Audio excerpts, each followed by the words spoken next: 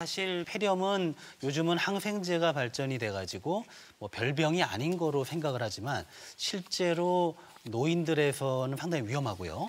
특히 문제가 되는 게 저기 보시면 65세 이상의 노령층에서는 뇌혈관 질환보다도 오히려 폐렴으로 인한 사망자가 더 많단 말이죠. 그러네요. 상당히 이제 위험할 수 있는 병입니다. 사실 연세 드신 분들의 경우는 면역력이 떨어지면 그냥 입맛 없고 자꾸 누워 계시려고 그러고 기운 없다고 할 때 그게 오히려 폐렴의 문제일 수도 있기 때문에 특히 주위에서 잘 관찰하고 필요하면 병원에 가서 진찰을 받아보셔야 됩니다. 그리고 사실 저는 폐렴까지는 가진 않는데 최근 들어서 전 비염이 생겼어요.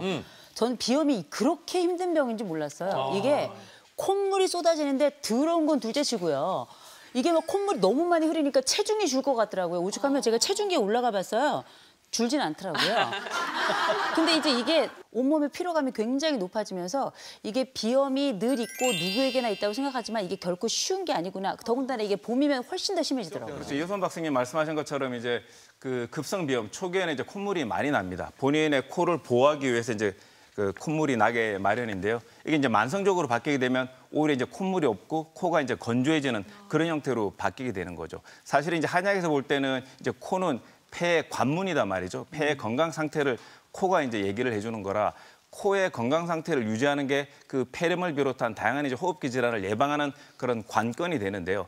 그래서 기본적으로는 코를 촉촉하게 해주는 게 굉장히 필요합니다. 그래서 물을 항상 상시적으로 봄철에는 많이 드시고 비염이 심할수록 물을 많이 드시는 습관이 중요하고요. 근데 그 물을 많이 마시라 그러는데 참 그 맹물 많이 마시기 힘들걸랑요? 그렇죠. 근데 이제 물이 많이 함유되어 있는 다른 거를 마셔도 그게 물 보충에 도움이 될까요? 그 부분은 제가 뒤에서 또 설명을 드릴 텐데요. 그냥 냉수를 먹기보다는 이 방송을 계속 보시게 되면 더 좋은 물을 제가 소개시켜 드리겠습니다. 채널 고정 한번 기대된다. 해주시죠.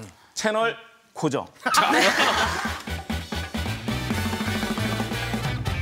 그리고 또 한 가지 이 비염에 좋은 제가 지압법을 알려드릴 텐데요. 굉장히 유명한 방법인데 코 양쪽에 영향혈이라고 있습니다.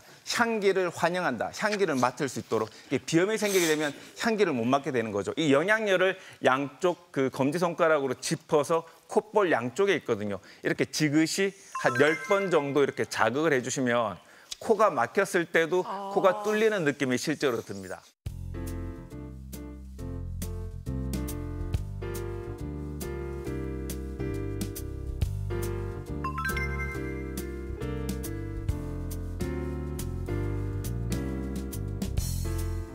그리고 두 번째는 상성혈이라 그래서 인화 정 가운데 이 머리카락 끝이 있으면 이 위쪽으로 해서 한 2cm 정도 이렇게 들어갑니다.